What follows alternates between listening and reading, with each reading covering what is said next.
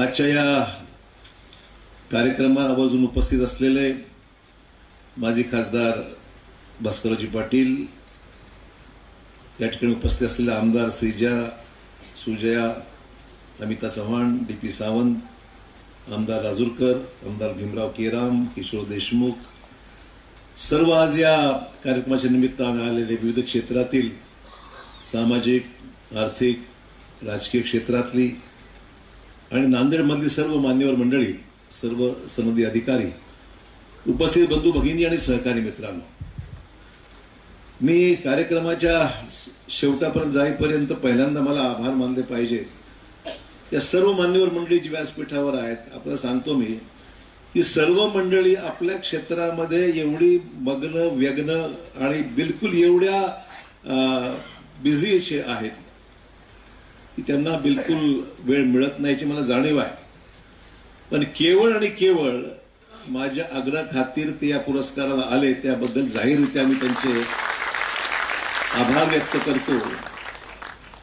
गेल्या 2-2.5 तासापासून चाललेल्या या कार्यक्रमाला आपण पाहताय की किती सुरेखपणे एक एक पाऊल आपण जर पुढे चाललोय. प्रत्येक क्षण हा लक्षात राहण्यासारखा. प्रत्येक पुरस्कार विजेत्या आपापल्या प्रयत्नातून ज्यांनी ज्या ज्या पद्धतीने जीवनाचं आपलं पूर्ण काम लक्ष देऊन त्या ठिकाणी समाजाची सेवा केली, रुग्णांची सेवा केली, सामान्य जनतेला मदत केली, अशा स्वरूपाचं काम आपल्या अथक प्रयत्नातून या सर्व ज्येष्ठ मंडळींनी केलेली आहे. आणि त्यामुळे या सर्वांचं अभिनंदन मी करतोच.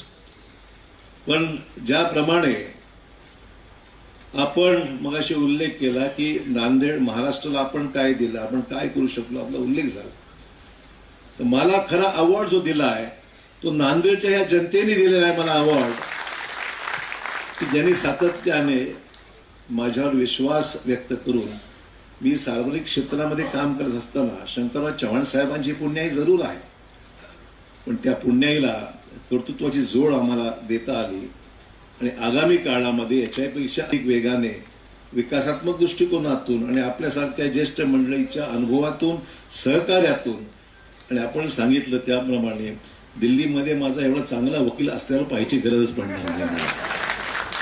त्यामुळे मला खात्री आहे की निकम साहेबांना फार मी आज नाही अनेक वर्षापासून ओळखतो. आणि ते म्हणणं एवढी गोष्ट ती खरीच आहे. निकम साहेबांनी सांगितल्याप्रमाणे मी मुख्यमंत्री असताना सुद्धा अनेक खटले सरकारच्या वतीने चालवायला जायचे, अनेक सिरियस केसेस असायच्या. मला त्या संबंधित व्यक्ती ज्या आहेत, ज्यांना अन्याय झाला, अत्याचार झालाय, काही प्रश्न निर्माण झालेले आहेत, ते मला फोन करायचे आणि सांगायचं आम्हाला आमचा सरकारी वकील म्हणून निकम साहेबच पाहिजे. ही मागणी आजची नाही. महाराष्ट्राच्या इतिहासामध्ये गेल्या 40 वर्षापासून ज्यांचं नाव लोक एवढं शिखरावर गेलंय, लोक दुसरं स्वीकारत नाही. निकम साहेबांनाच आमचा खटला चालवायला द्या, अशा प्रकारची सातत्याने मागणी निकम साहेबांच्या बाबतीमध्ये सातत्याने झालेली आहे. सांगायचं तात्पर्य एवढंच आहे की आपल्या क्षेत्रामध्ये अतिशय उत्तमपणे त्यांनी त्यांच्या मेहनतीतून नावलौकिक कमावलेला आहे. ज्यावेळेस ते कोर्टात उभं राहतात त्या पद्धतीने त्याची बाजू जी मांडली जाते, सरकारच्या वतीने जे त्या ठिकाणी भूमिका घेतली जाते, मला खात्री आहे लोकांची म्हणजे क्रेडिबिलिटी एवढी मोठी आहे. नाव मोठं आहेच, पण नावाबरोबर क्रेडिबिलिटी, विश्वासार्हता जी एवढी मोठी आहे, तेच त्यांचं खऱ्या अर्थाने पुंजी आहे असं मी म्हणेन की जिच्यामुळे महाराष्ट्रामध्ये, देशामध्ये त्यांचं नाव मोठ्या आदराने घेतलं जातं. आणि लोकांना खात्री आहे ही केस त्यांनी हातामध्ये घेतल्यानंतर कन्व्हिक्शन 100% होणार आहे. केसेस किती दाखल झाल्या हा महत्वाचा विषय नाही आहे. मला प्रसंग यासाठी आठवतोय निकम साहेब, मी नाव आज कोणाचं घेणार नाही, परंतु मी सगळा आढावा घेत राज्याचा मुख्यमंत्री या नात्याने 26/11 संदर्भात बॉम्ब ब्लास्ट जे मुंबईत झाले त्या संदर्भामध्ये सर्व वरिष्ठ अधिकाऱ्यांची एक बैठक मुंबईमध्ये घेतली आणि त्यावेळेस काही सिनियर अधिकारी दिल्लीचे आले होते. कंपनी एकत्र बसलो होतो. तर आमचे महाराष्ट्रातले पोलीस अधिकारी म्हणजे प्रामाणिकपणे, प्रश्नच नाही, त्यांच्या कर्तबगारीबद्दल काही शंका मला नाही आहे, पण त्यांनी सांगितलं एवढे आम्ही केसेस दाखल केले, एवढे आम्ही त्याच्यावर FIR दाखल केले, एवढ्या चार्जशीट केल्या आम्ही. तर एक सिंपल दिल्लीच्या त्या अधिकाऱ्याने फक्त एक सोपा प्रश्न विचारला, मान्य आहे तुम्ही FIR दाखल केले, चार्जशीट दाखल केली, कन्व्हिक्शन किती केसेसमध्ये झालं, म्हणजे हे महत्वाचं आहे. आपण दाखल केले पण अंतिम सजा किती केसेसमध्ये झाली, कन्व्हिक्शन किती केसेसमध्ये झालं. एकच शब्द विचारल्यानंतर समोरचे अधिकारी भुसकळ्यात पडले, त्यांना कागद पाहावे लागले, किती केसेसमध्ये त्या ठिकाणी कन्व्हिक्शन झालेलं आहे. त्यामुळे डेडिकेशननी काम करणारे, देशहित डोळ्यासमोर ठेवून प्रथम देश ही जी घोषवाक्य आपल्या पंतप्रधानांनी उच्चारलेलं आहे, ते प्रथम देश आपला, देशाच्या एकंदरीत सुरक्षेबद्दल कुठलीही तडजोड नाही, तोच अनुभव आज चालला. त्यापासूनच मी फार जवळून पाहतोय. राज्याच्या विविध पदावर काम करत असताना सर्वोच्च पदावर ज्यावेळेस मी गेलो त्यावेळेस फार बारकाईने अनेक गोष्टीला समोर मला जावं लागलं. आर.डी. प्रधान साहेब त्याच्यामध्ये विशेष चौकशी अधिकारी म्हणून आपण नियुक्त केले होते. हा सगळा प्रसंग आजही माझ्या डोळ्यासमोर आहे. त्यामुळे सिनेमामध्ये अनेक गोष्टी आपण पाहतोय. धुरंधर सिनेमा तर आता 1500-1600 कोटीच्या पुढे गेलाय कमाईमध्ये. वास्तव जे लोकांनी पाहिल्यानंतर लोकांना बिलकुल एक चीड निर्माण होते, काय चाललंय, काय आंतरराष्ट्रीय पातळीवर जे चाललेलं आहे. पण आता मगाशी आम्हाला निकम साहेब सांगत होते की त्यांचा एक बायोपिक येतो आहे, मला वाटतं फिल्म येते आहे. ती फिल्म आल्यानंतर हा कसाबचा खटला नेमका कोर्टामध्ये कसा चालला, बाजू कोणी कशी मांडली आणि काय भूमिका निकम साहेबांची होती, हा पुढचा एपिसोड लवकरच येणार असं मी ऐकतो. आम्हाला लोक दाखवायच्या अगोदर, रिलीजच्या अगोदर दाखवा, बरं होईल आम्हाला पाहता येईल. तर सांगायचं तात्पर्य एवढं आहे की हा 26 अकराचा प्रसंग हा प्रत्येकाच्या मनामध्ये आजही चीड आणणारा आहे. निष्पाप लोकांची हत्या जी झाली होती ती सर्वांनी फार जवळून टेलिव्हिजन लाईव्ह चाललं होतं पण पाहत होतो. आणि त्यावेळेस मी मुंबईला पोहोचलो, ज्यावेळेस देशाचे पंतप्रधान मुंबईत दाखल होणार होते. मला त्या ठिकाणी गेलो आणि त्यांचाही मी रिसिव्ह त्यांना केलं आणि तो प्रसंग मी सर्व जवळून मला आजही आठवतो. त्यामुळे उज्ज्वल निकम साहेबांनी निश्चितच फार महत्वाची कामगिरी, देशातल्या सगळ्या महत्वाचे खटले त्यांनी चालवले. आणि तुमच्याबद्दल विशेष एक आकर्षण आहे, मान्यच करावं लागेल. लोकांना कुतूहल आहे, आकर्षण आहे की तुम्ही कशाबद्दल काय बोलला होता, काय बाजू मांडली होती, ते सत्यता काय. कारण बऱ्याचशा मिस रिपोर्टिंग होतं, माहिती खरी समोर येतच नाही, खरं काय चाललंय ते. त्यामुळे तुम्ही आपली बाजू, देशाची बाजू ही मांडलेली आहात. अनेक जे गुन्हे घडले त्याच्यावर कन्व्हिक्शन आपण आपल्या हुशारीने, कर्तबगारीने आणले, कोर्टासमोर मांडलेलं आहे आणि त्याच्यामध्ये बरेच गुन्हे सिद्ध होऊन शिक्षाही झालेल्या आहेत. त्यामुळे तुमचे मी अभिनंदन करतो, तुमचे आभारी मानतो मी की आज या महत्वपूर्ण, मी त्यांच्यासाठी चव्हाण साहेबांच्या खरं म्हणजे जयंतीचा कार्यक्रम 14 जुलैला असतो, 14 परवा आहे. परंतु मी म्हणलं की आज रविवार आहे, आम्हाला रविवारी कोर्ट बंद असते, मला माहीत असतं. त्यामुळे मी म्हटलं बुवा निकम साहेबांना बोलवायचं असेल तर आपण रविवारी बोलवलं पाहिजे. मंगळवार बुधवार देखील तारीख लागली, मग तारीख पे तारीख काय होईल सांगता येत नाही कार्यक्रमाची.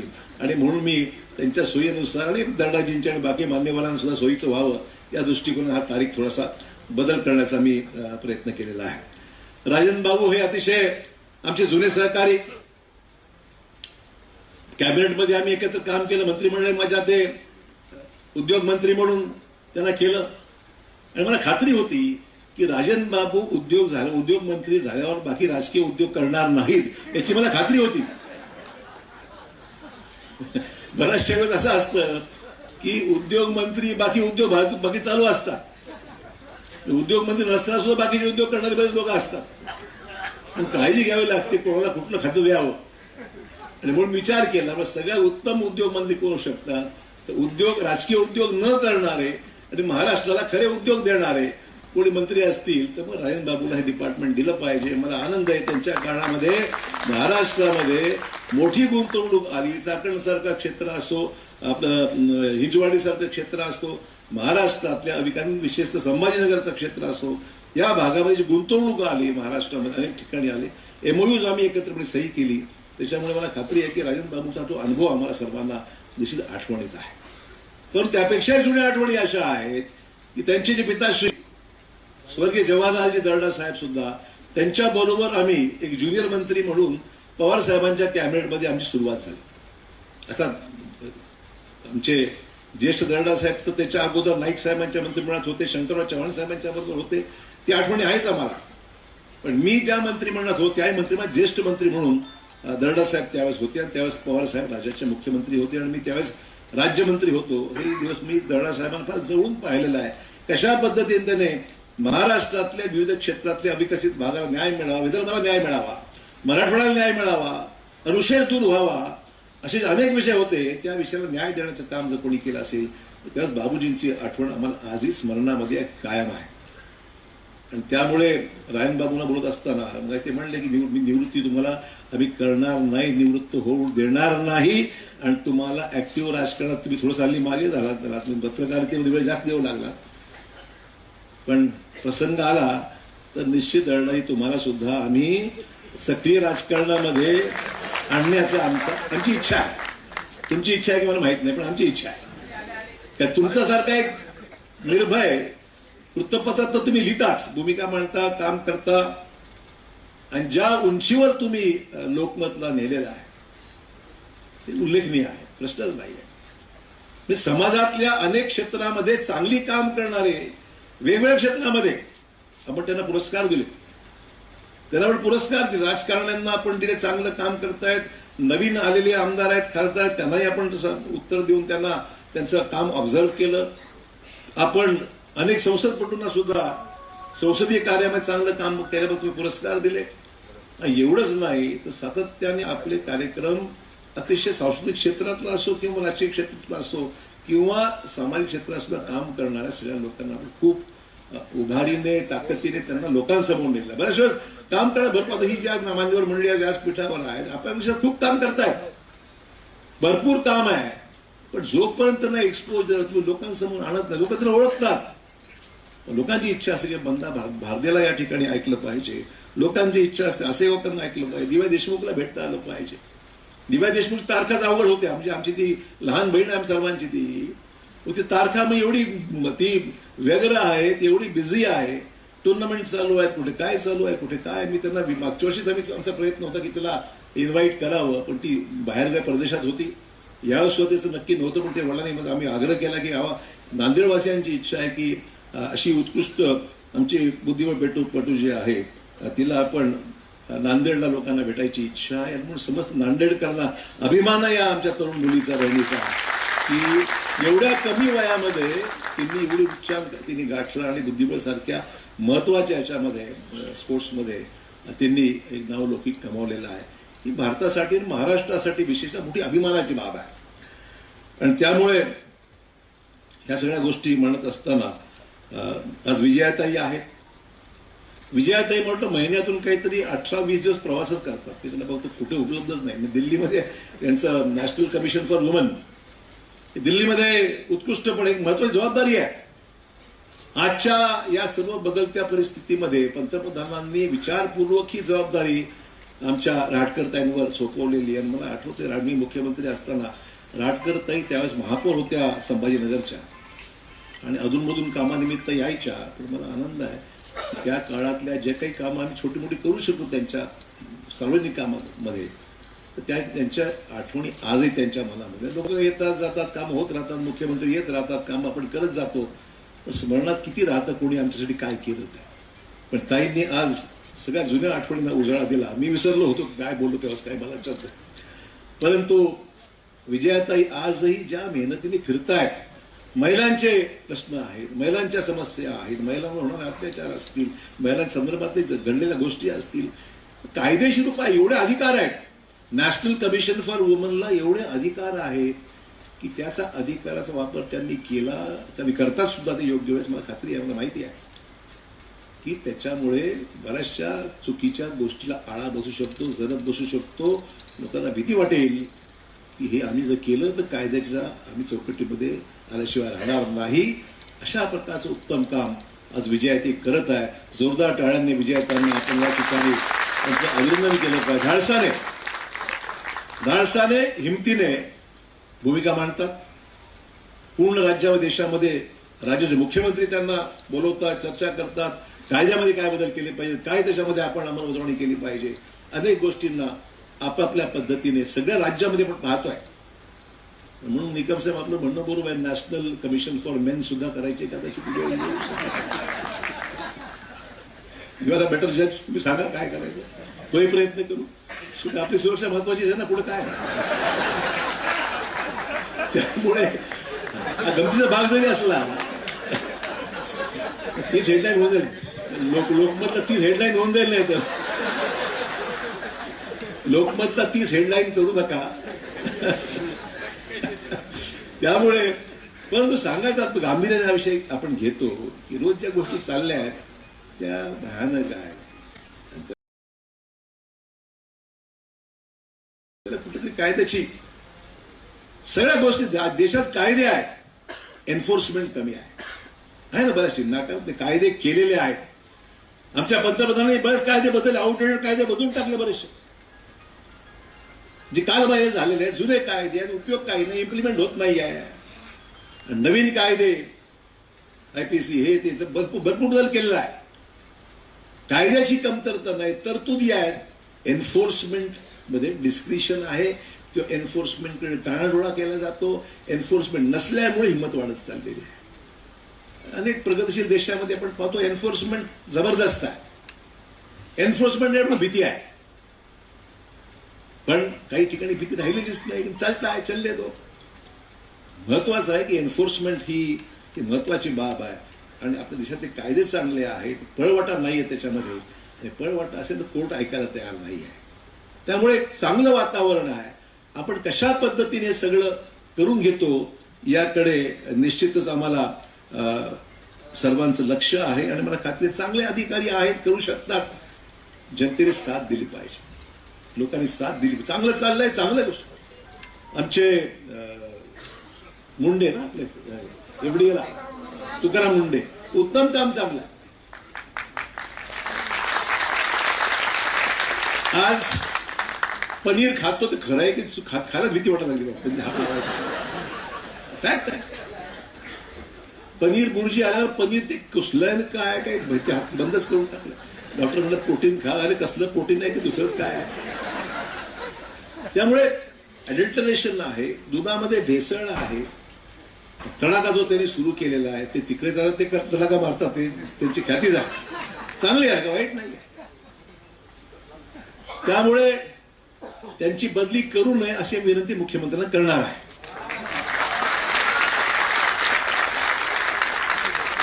मुद्दा एवढाच आहे की चांगले अधिकारी आहेत, करतायत. अडल्टरेशन म्हणजे काही ठिकाणी भाव पडले, वस्तू थोड्या कमी झाल्या, अडल्टरेशन आटोक्यात आलं, चित्र आहे, चांगलं आहे ना. तर कॅन्सरचं प्रमाण एवढं वाढत चाललेलं आहे, चिंतेची बाब आहे ना. आपण पाहतोय ऑर्गॅनिक फूडकडे आपण चाललो, ऑर्गॅनिक भाजीपाला अमुक तोच विचार करतोय. पेस्टिसाइडचा वापर एवढा आहे, अडल्टरेशन एवढ्या मोठ्या प्रमाणावर आहे, भेसळ एवढ्या मोठ्या प्रमाणावर आहे. लोकांना भीती वाटते की चला उद्या आपलं कॅन्सर होतो, काय होतं सांगता येत नाही. त्यामुळे हे जे क्रॅकडाऊन केलेलं आहे हे चांगलंच आहे. म्हणजे 10-20 लोक नाराज झाले हरकत नाही, पण 90% समाज खुश असेल तर केलं पाहिजे या मताचे आम्ही आहोत. कोणी असो, किती जवळचा असो, केलंच पाहिजे. आणि त्यामुळे या सगळ्या ज्या गोष्टी त्यांनी आज साध्य केलं आहे ही आम्हा सर्वांसाठी एक अभिमानाची गोष्ट आहे. मंदारचं मला अभिनंदन केलं पाहिजे. मंदार आज इथे आलेला मला खूप आनंद झाला. मंदार ही जुनी ओळख.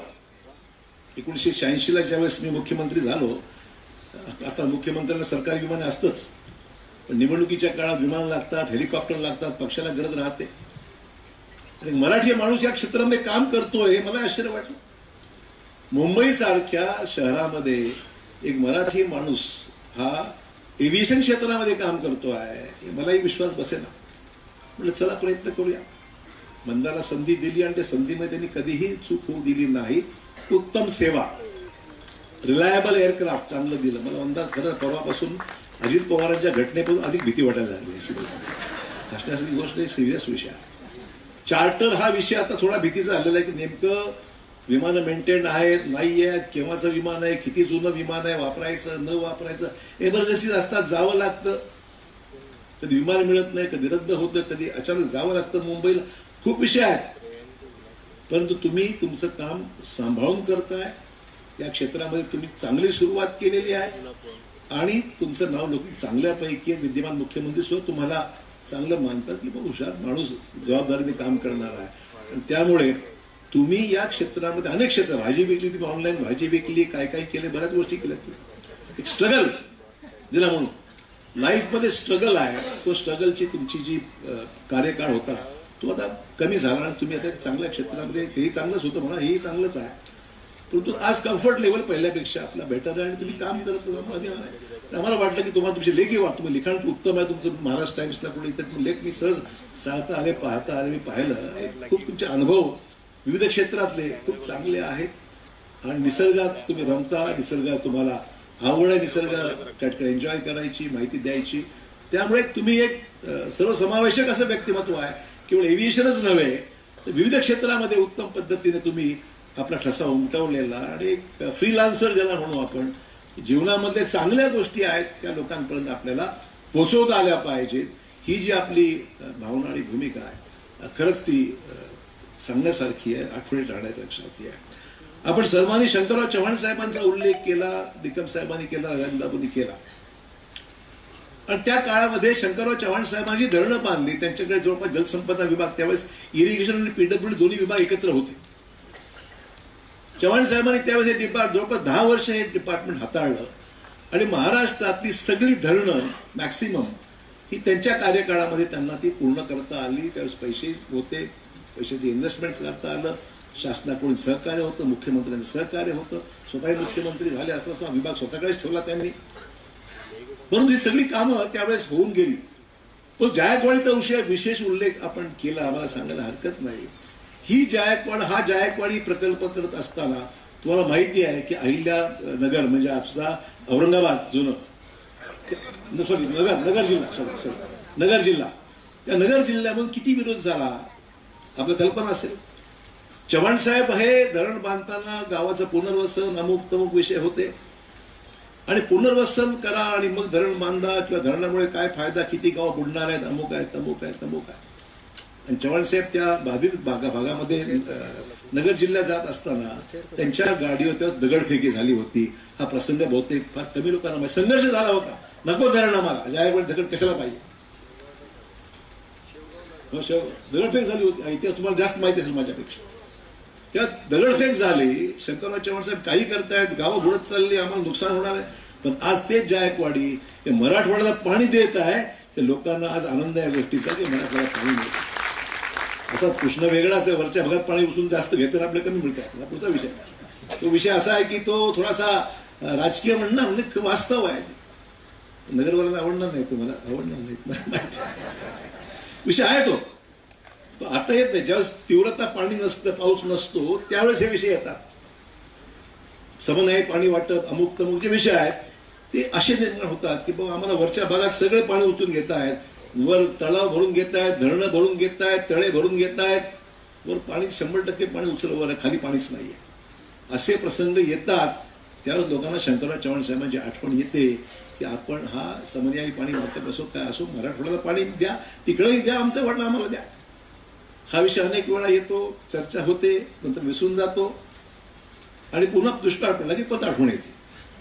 असा तो विषय थोडा गंभीर आहे. तो विषय हळूहळू सुटावा अशी अपेक्षा, कारण पाणीचं शहराचं पाणी जास्त होत चाललंय, ग्रामीण भागात शेतीला पाणी कमी मिळतंय, वादच नाही. महापालिकेचं वाढत चाललेलं आहे, 10 लाख पॉप्युलेशन झालेलं आहे, शहरामध्ये पाण्याची गरज वाढत चाललेली आहे. शेतीला मात्र पाणी कमी होते, त्याला पर्याय आपल्याकडे आहेत. पर्याय आपण निवडले तरच शहराला पाणी आणि ग्रामीण भागातल्या शेतीला पाणी मिळेल. त्यामुळे विष्णुपुरी प्रकल्प चांगला झाला, पाणी मिळतंय, पण ग्रामीण भागातल्या शेतीला सुद्धा या पाण्याची आपल्याला गरज पडणार आहे. हे सगळे व्यापक विषय आहेत महाराष्ट्राचे. हे सगळे महाराष्ट्राचे व्यापक विषय आहेत आणि त्या व्यापक विषयाला आपल्यासारख्या सगळी जी आज विविध क्षेत्रामध्ये काम करणारी जी मंडळी आहेत, खूप मोठं योगदान यांचं यामध्ये नाकारता येत नाही. Learning is a continuous exercise. ही काही संपणारी गोष्ट नाही. शाळा झाली, कॉलेज झालं, आम्ही खूप ज्ञानी झालो, मंत्री झालो, खासदार झालो, कोणी झालो, आमची नॉलेज पूर्ण आम्हाला जगाचा आहे हा क्लेम कोणीही करू शकत नाही. ही कंटिन्युअस लर्निंग एक्सरसाइज आहे. लोक कळत जातं, अनुभव घेत राहतो आपल्याला आणि काहीतरी महाराष्ट्राच्या भल्याचं काहीतरी होत राहावं ही आमची इच्छा असते. आणि साम हरकत मी अनेक ठिकाणी सांगतो, जे जगात चांगलं आहे, जे महाराष्ट्रात चांगलं आहे ते माझ्या नांदेडला आणि मराठवाड्याला आलं पाहिजे. आमची भूमिका असते. ठीक आहे, स्ट्रगल करावा लागतो, प्रयत्न करावे लागतात, प्रयत्नाची पराकाष्ठा करावी लागते. आहेत विषय संघर्षाचा आहे, संघर्ष टळणारा विषय नाही आहे, परंतु केलं पाहिजे, मेहनत केली पाहिजे. आणि त्याकरता आपल्या सगळ्या लोकांकडे पाहिल्यानंतर आम्हाला ऊर्जा येते, शक्ती येते, ताकद येते. आपण आपल्या भागात काम उत्तम करत आहात. म्हणजे AI वापरून करता की मला माहित नाही. AI सुरू झालंय पत्रकारितेमध्ये, AI आहे की मला माहित नाही अजून. परंतु आता वापर आधुनिक तंत्रज्ञानाचा झालेला आहे. आर्टिफिशियल इंटेलिजन्सचा वापर सुरू झाला आहे. अनेक क्षेत्रामध्ये अनेक खूप बदल झालेले आहे. ते बदल आत्मसात करत करत करत आपल्याला पुढे जायचं आहे. पंतप्रधान इनिशिएटिव्ह चांगला घेतला. जागतिक पातळीवर AI समिट आपण घेतलं. इम्पॅक्ट समिट दिल्लीमध्ये झालं. जागतिक पातळीवरचे अनेक महत्वाचे लोक ह्या समिटला आले होते आणि त्या समिटमध्ये देशामध्ये AIचं आपल्याला पुढचं भवितव्य आहे या दृष्टीने आपल्याला काहीतरी विचार केला पाहिजे. नवीन विचार, नवीन नाही जुना, बाकी ठिकाणी ते पुढे गेलेत. आपणच आता कुठे त्याच्यामध्ये शिरत आहोत. मला वाटतं लोकमतचं अभिनंदन मधल्या काळात तुमच्या राज्यात एक सिरीज ऑफ आर्टिकल्स आले. खूप चांगलं दिलं त्यांनी की सामान्य माणसाला सुद्धा AIचा उपयोग आपल्या दैनंदिन कसा करता येईल असे चांगला लेख मी अनेक ठिकाणी तुमचे 10-20 दिवस तुम्ही सिरीज चालवली होती. त्यामुळे मला खात्री आहे की राजन बाबूंना खूप काम करायचं आहे. आजचा सेंड ऑफ नाहीये. आजपासून अधिक जोमाने काम करण्यासाठी हा पुरस्कार आहे. त्यामुळे मला खात्री आहे राजन बाबू खूप चांगलं काम करतील आणि आमचे फोटो छापत राहतील असं आग्रह धरत नाही, छापतात ते. म्हणजे आम्ही काही त्याला सांगत नाही छापत. म्हणजे हा पुरस्कार फोटो छापण्याकरता नाही आहे. हा पुरस्कार योग्य ती प्रसिद्धी तुम्ही देताच, वादच नाही आहे. आम्ही काय सांगत असं करा तसं करा, ते करतात. म्हणजे सर्वांचेच करतात, आमचंच नाही, सगळ्यांचेच करतात. आमच्या विरोधकांचेही करतात. त्यामुळे तो कसा विषय नाही आहे. पण ते वृत्तपत्र म्हणून ज्या मेहनतीने सर्व ते विश्व उभं केलंय, सोपं काम नाहीये. एक फार मोठं आव्हान त्यांनी स्वीकारून त्यांचं आजच नाही, एक्सपॅन्शन आहे, मोठ्या प्रमाणावर खूप विजन आहे. राष्ट्रीय आंतरराष्ट्रीय पातळीवर आज लोकमत गेलेलं आहे. आणि निकम साहेबांना सुद्धा मी खूप खूप मनापासून धन्यवाद देतो की त्यांना आमच्या हाऊसमध्ये आम्ही दोघं एकत्र बसतो, सभागृहात आहोत. मागून त्यांचा आवाज येत असतो आम्हाला काय काय सांगायचं असेल असं मागे बसले असतात. आणि पण आम्ही जरी समोर बसलो असलो ते तुम्ही सुद्धा त्याच परफॉर्मन्सने पुढे येणार यात शंका नाही मला खात्री. त्यामुळे तुम्हालाही शुभेच्छा मनापासून आमच्या आहेत. आमचे सर्व जे सहकारी या ठिकाणी ज्यांना पुरस्कार दिले त्यांचे मनापासून अभिनंदन करतो आणि त्यांच्या क्षेत्रामध्ये त्यांनी उत्तुंग काम करावं. असेच पुरस्कार राज्य देश पातळीवर तुम्हाला निश्चित मिळत जावं अशा सदिच्छा या ठिकाणी व्यक्त करून आपले आभार मानतो. जय हिंद, जय महाराष्ट्र.